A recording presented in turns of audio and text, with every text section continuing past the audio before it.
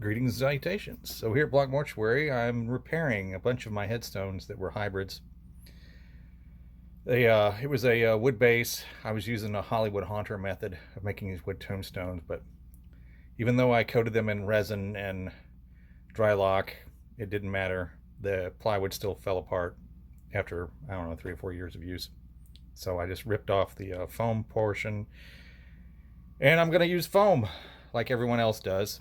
So I had this piece. I think it's two 1-inch pieces glued together. Yeah. I've had it sitting around my garage forever because I was like, well, I'll either, I don't know, I'll just save it. I just couldn't throw it away. So I looked and looked and looked online, and it seems like there's a billion of how to make a headstone.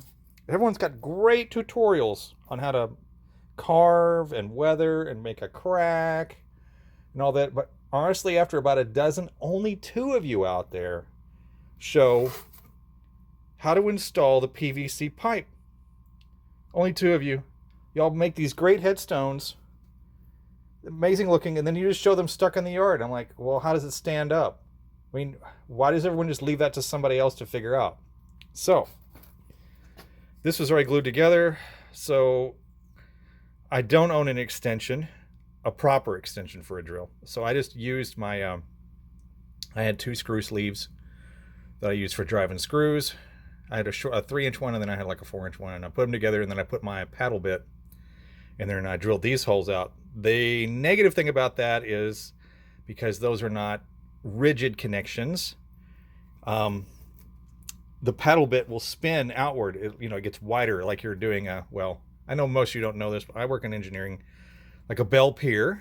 So instead of a straight shaft, it gets down to the bottom and it starts hollowing out wider. Well, that happened to this. And underneath this gray portion, you can see where the paddle bit carved through the foam. Okay. I just wasn't going to go run and buy that bit for this. And I'm not going to do it for the future ones. It's just this is what I had to deal with for this one. And, Gorilla Glue, spray water, put the PVC pipe in there.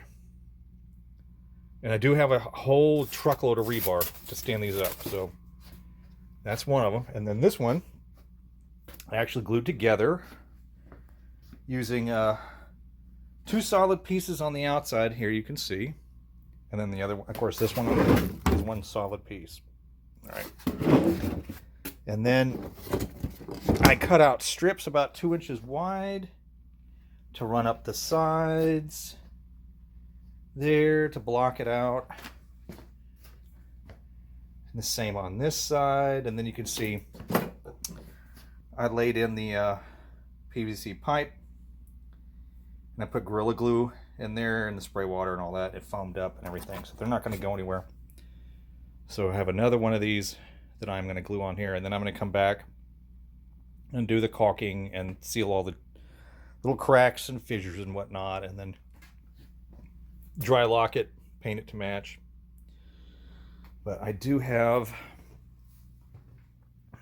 all of these over here that I need to do, so I'll have to go pick up probably a couple more sheets of 1-inch foam. Luckily, being in Texas, they do have the 1-inch foam in stock all the time, and they do manage to keep the 2-inch, but I know some of y'all, if you need thicker than that, you can't get it. You have to special order it. I don't know if anybody uses thicker than that, but it was for a time you couldn't get 2-inch foam, Texas, because it's just not used, because it doesn't get cold here, of course.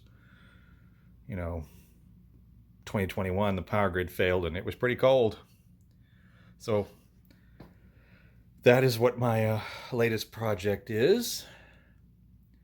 I also realized I did that all the animatronics of Blanck Mortuary yesterday, and I'm digging through boxes so I can piece everything, all the different parts and pieces together for each animatronic and whatever.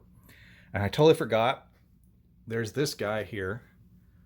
He's a skull mounted on a 1/2-inch pipe, and he's rigidly mounted. This is a hybrid, of course. They're all my tombstone hybrids. So this is wood, and then foam. Now I don't have issues with these. I have a lot of these big ones. These don't have issues, and I think it's because it's made of older plywood that probably still has all the cancer causing chemicals in it that keeps it from just, if it gets wet, it doesn't just immediately fall apart. But here, let me see if I can. We a combo video on foam and props, but you can see here just a pole, linkage, and a reindeer motor, and his head just sways back and forth slowly. And then I have this other, I totally forgot, yet another prop I built last year, animatronic, that I completely forgot about. So this coffin here has a motor inside, and then it's got a wheel on it and a linkage. And then what happens is basically it's like the Haunted Mansion, and the lid lifts up and lowers. And I've got 2 skeleton hands, one for each side of the coffin lid. Now I can't use the coffin lid that's on there because it's 1x12 pine, so I built one out of 1/8" plywood, super light. And that's my other animatronic that I totally forgot to put in yesterday's video, but you know, things happen. But yes, so I'm going the route as everyone else, doing the foam tombstones. I mean, I've avoided foam because I just didn't know that much about it. I wasn't that comfortable with it. And I've always worked in wood for lots of different things, building decks. Obviously, I built this model railroad up here. It's all wood construction. I understand wood, understand that type of framing. But it wasn't until I started doing, like I did my Leering Larry, and I had to do that out of foam. And then my Breathing Grave, I did that out of foam. And then I realized, okay, this is, I can understand this medium now. But like all these columns, it's all 1x2s and wood. It's just, yeah, it's heavy. Like those are my 2 main columns there behind that guy's skull there. And my son and we've named them Pain and Suffering, because they are so heavy to move. They are so monstrously heavy. I bet they're 80 pounds a piece, if not more. Maybe one day I'll build them out of foam. That's the other thing, is like I can't just rebuild everything out of foam in 1 year due to time constraints and whatnot, and money. I don't have unlimited funds for doing this. And some of these, I'm not sure. Like this is another hybrid. It's plywood with foam. But I do have others that are just all wood, you know, like the columns. And we get some pretty bad weather here. Hail, high winds, especially in October. We'll have at least one knockdown, drag out fight of a thunderstorm come through that pretty much flattens a lot of things if it's just not secured. And I think if my yard was mostly foam, it would just destroy everything I had. And I don't want to have to go out and pick up everything and then put it back out. And I don't want to try to do it all in one night just for Halloween to put everything back out. So I do deal in wood. And the carriage is completely out of plywood. But the carriage ultimately, the base is super heavy because I really still want to put axles and springs and everything on it and make it a fully functioning carriage like I had before. Right now it's dilapidated, so it sits and looks like it's rotting in the cemetery, which that's still cool because I haven't seen anybody do that, and it looks like it needs some TLC. Even though it's supposed to look dilapidated, I still look after it to make sure it's not dilapidating on purpose. But yeah, so the headstone. So 1/2-inch PVC. I think I put in about a foot. So it goes up inside, about a foot up inside from the base. Now I've seen one other person in the 50 billion other videos I've seen who actually measured and have set their PVC pipe exactly the same on every tombstone, and so they can set up quick, so they know exactly, like they have some sort of template they lay out in the yard, and then they can just knock the rebar into the ground and then just slide the headstones on and off real quick. And that's really great. I'm not doing that. I'm just like, okay, I'll space it here, space it here. So when I do the rebar, I'll just lay the headstone down and line it up. And the same with this one. I'll just lay it on the ground and then match where the rebar is. Yeah, it looks like I need to do some touch up on this. But that's what I'm working on for now. It's kind of crazy. I was just going to sell all this stuff a week ago, and then I started just going through everything, and then I just got all sentimental, and I just couldn't part with it. And in case anyone's curious, 90% of my headstones are named for Disney Imagineers who worked directly on the Haunted Mansion ride, the Disneyland Haunted Mansion ride.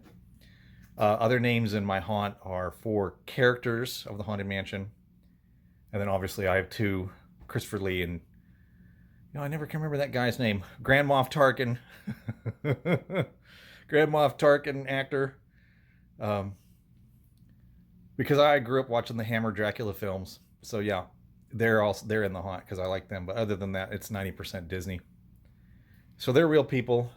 Most people come by, they don't know who they are. And I just really wasn't much into the whole silly epitaph thing. So yeah. So that's what's going on with the haunt. And yeah, I did tell my neighbors I was going to quit, but I haven't come back and told my neighbors that I'm going to do it again. So they'll just get to see it pop up in my yard again. And I guess hopefully they'll be excited. They seem to be very upset that I was quitting. So just want to say it's okay to get out there and try new things. I know myself have put off working with foam for so long because I just didn't know how to deal with it.